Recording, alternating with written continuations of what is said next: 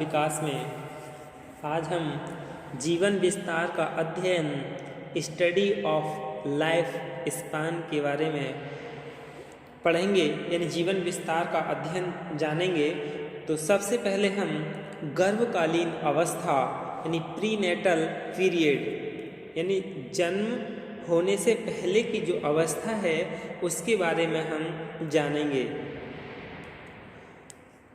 यानी गर्भधारण के तुरंत बाद शारीरिक विकास प्रारंभ हो जाता है। शुक्राणु तथा डिंब के संयोग से गर्भ स्थिति होती है। गर्भकालीन अवस्था 280 दिन की होती है। यानी कुछ जो जीव वैज्ञानिक हैं उन्होंने 24 दिन के एक मास को यानी 10 चंद्रमास माना है, तो फिर वही हो गया, यानी 24 ढाई 240 दिन। सामान्य बोलचाल में 9 महीने कहे जाते हैं। असामान्य स्थिति में गर्भकालीन अवस्था कम से कम 180 दिन तथा अधिक से अधिक 334 दिन की हो सकती है। शिशु के जन्म की अवस्था को सुविधा के लिए 3 भागों में बांटा है। यानी जन्म पूर्व जो अवस्था है जिसे हम प्रीनेटल पीरियड कहते हैं उसे 3 भागों में बांटकर जानेंगे, जिसमें पहला है डिंब अवस्था यानी the period of the ovum, जिसे बीज अवस्था यानी जर्मिनल पीरियड भी कहा जाता है, जो कि गर्भधारण से 2 सप्ताह तक होता है। दूसरा है भ्रूण अवस्था the period of the embryo, ये 2 सप्ताह से 2 माह तक होता है। फिर तीसरी अवस्था है गर्भस्थ शिशु की अवस्था यानी the period of the foetus, ये तीसरे माह से जन्म तक की अवस्थाएं होती हैं। यानी इन तीन भाग में बांटकर गर्भकालीन अवस्था को हम जानेंगे। तो सबसे पहले हम डिंब अवस्था के बारे में जान लें। यानी ये जो अवस्था है ये बीज अवस्था है जिसकी अवधि गर्भधारण से 2 सप्ताह तक होती है। इस अवस्था का प्राणी जो अंडे की शक्ल का होता है युक्ता यानी जाइगोट कहलाता है। इसका आकार पिन की हेड के बराबर होता है, यानी जो पिन का हेड यानी सिर होता है उसके बराबर होता है। इसके आकार में कोई विशेष परिवर्तन नहीं होता है क्योंकि इसे माँ से कोई आहार प्राप्त नहीं होता है। आवेग में पाया जाने वाला यौक नामक पदार्थ ही इसका आहार होता है। सेल डिवीजन यानी कोष्ठ विभाजन की क्रिया युक्ता यानी जाइगोट के अंदर चलती रहती है, लेकिन जो जाइगोट है जाइगोट में बाहर से कोई परिवर्तन दिखाई नहीं देता है। यह गर्भधारण के बाद गर्भाशय में लगभग 1 सप्ताह तक तैरता रहता है। लगभग 10 दिन में ही यह गर्भाशय की दीवार में चिपक जाता है और आहार के लिए यह माँ के शरीर से संबंधित हो जाता है, परंतु माँ के गर्भाशय की दीवार से उस समय तक चिपक नहीं पाता है जब उसकी थायराइड और पिट्यूटरी ग्रंथियाँ अनुपयुक्त ढंग से कार्य करती हैं। इस अवस्था में कुछ ही दिनों में युक्ता क्या है मृत हो जाता है और फिर दूसरी अवस्था जो है भ्रूण अवस्था the period of the embryo शुरू हो जाता है। अब ये जो दूसरी यानी भ्रूण अवस्था है ये 2 सप्ताह से 2 माह तक होती है। इस अवस्था में भ्रूण में अनेक महत्वपूर्ण परिवर्तन होते हैं। इस अवस्था के अंत तक भ्रूण की आकृति मानव की शक्ल की हो जाती है और शरीर के मुख्य अंगों का निर्माण हो जाता है। भ्रूण की संरचना को यदि देखा जाए तो इसका निर्माण 3 परतों से होता हुआ दिखाई देता है। पहली बहिर्स्थल यानी एक्टोडर्म, जिसमें क्या क्या होता है, त्वचा, दांत, नाखून और नाड़ी मंडल आदि का विकास होता है। नाड़ी मंडल में मस्तिष्क का विकास तीव्र गति से होता है। और दूसरी परत कौन सी है? मध्य स्तर, जिसे मीसोडर्म कहलाती है, जिससे त्वचा के भीतरी भाग और मांसपेशियों का निर्माण होता है। तृतीय जो परत है, तीसरी, ये एंडोडर्म यानी अंतः स्तर कहलाती है, जिससे संपूर्ण पाचन प्रणाली का निर्माण होता है। फेफड़े, ग्रंथियों और लीवर यानी जो इसे यकृत कहते हैं आदि का निर्माण भी इसी परत में होता है। दूसरे महीने के अंत तक भ्रूण की लंबाई लगभग 2 इंच तक हो जाती है। इसका भार लगभग 2/3 औंस का होता है। 2/3 औंस, 1 औंस कितने के बराबर होता है? 28.35 ग्राम के बराबर होता है।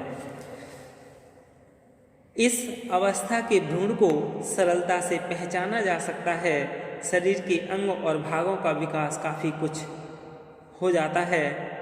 सिर का आकार शरीर के अन्य भागों की अपेक्षा काफ़ी बड़ा होता है। नाक में केवल एक छिद्र होता है। मुंह बिना दाढ़ी का होता है, यानी चिन्ह बिना ठोड़ी के होता है। कान और आँखें आदि का विकास प्रारंभ हो जाता है। इसके हाथ पैर बहुत दुर्बल होते हैं।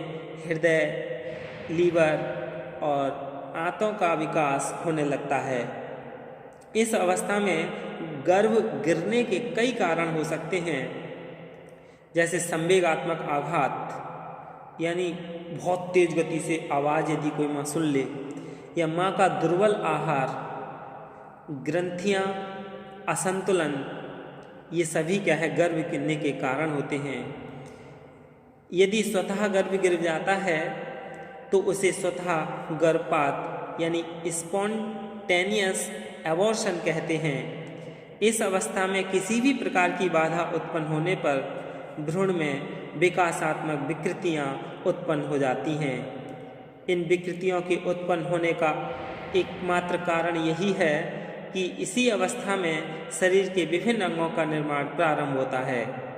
गर्भित महिलाओं को चाहिए कि वह अपने को धक्का लगने या मानसिक तनाव, दुर्बल आहार, गिरने, झटका लगने और शारीरिक दुर्बलता आदि से अपने आप को बचाए रखें। तीसरी है गर्भस्थ शिशु की अवस्था, यानी तीसरे माह से जन्म तक की जो अवस्था है, the period of the foetus. ये जो दूसरी अवस्था थी कौन सी, कितने तक? 2 माह तक थी। इसी में व्यक्ति के यौन अंगों, वहाँ जिगर, आंतों, इन सभी का विकास हो जाता है। इसी में लड़का लड़की होने की पता चल जाती है। तीसरा है गर्भस्थ शिशु की अवस्था, यानी इसमें क्या है, ये तीसरे महीने के प्रारंभ से और जन्म लेने की अवस्था है। यह अवस्था सबसे लंबी है, क्योंकि तीसरे माह से 9 माह तक, जब तक बालक जन्म ले, 7 माह के भी जन्म ले लेते हैं असाधारण स्थिति में। इस अवस्था में शरीर की उन अंगों में वृद्धि होती है जो इससे पूर्व की अवस्था में निर्मित हुए थे। तीसरे महीने के अंत तक गर्भस्थ शिशु का भार 3/4 औंस व लंबाई 3.5 इंच होती है। 3/4 औंस यानी 1 औंस कितने के बराबर होता है? 28.35 ग्राम के। 5वें महीने के अंत तक उसका भार 9 से 10 औंस और 10 इंच तक उसकी लंबाई हो जाती है। 8वें महीने के अंत तक लंबाई 16 से 18 इंच और भार उसका 4 से 5 पाउंड हो जाता है। 1 पाउंड कितने के बराबर होता है? 453.592 ग्राम के बराबर होता है। यानी 10वें चंद्रमास जो अंत तक इसका आकार इसी प्रकार का रहता है। 6ठे से 10वें माह तक सिर की अपेक्षा शरीर का विकास बहुत तीव्र गति से होता है। त्वचा सिकुड़ी हुई होती है। इस अवधि के अंत तक त्वचा लाल हो जाती है।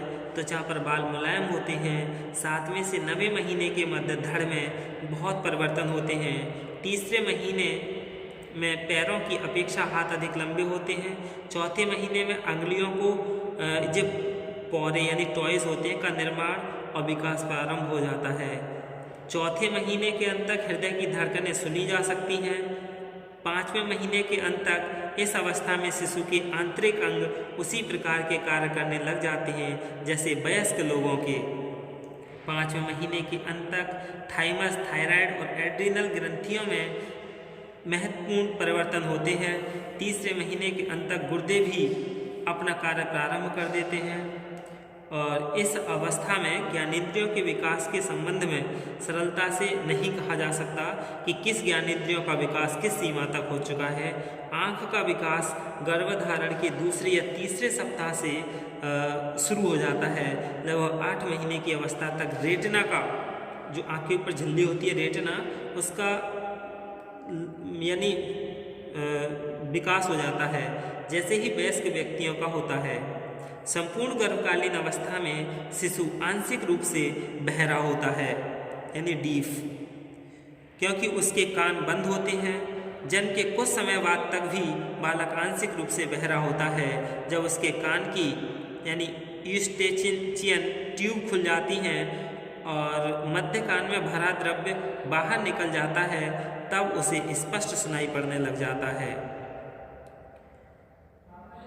5वें महीने तक गर्भ के गिरने की संभावना रहती है, लेकिन इसके बाद बहुत कम।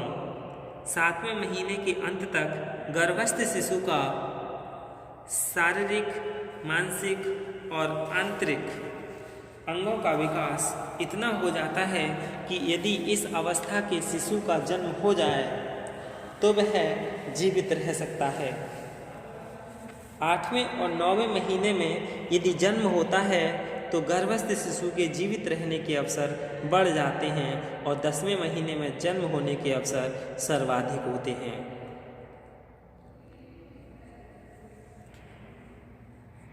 गर्म उद्दीपकों के प्रति ठंडे उद्दीपकों की अपेक्षा गर्भस्थ शिशु शीघ्र अंकुरिया करते हैं। इस अवस्था के अंत तक घ्राणेंद्रियों का विकास काफ़ी पूर्ण हो जाता है, परंतु जो सूंघने की संवेदना है वो संभव नहीं है जब तक कि नाक की नली में हवा न भर जाए। यही क्या है, गर्भस्थ यानी गर्भकालीन अवस्था है। अब हम इसके बाद जो जन्म पूर्व अवस्था को प्रभावित करने वाले कारक हैं उनके बारे में जानेंगे। धन्यवाद।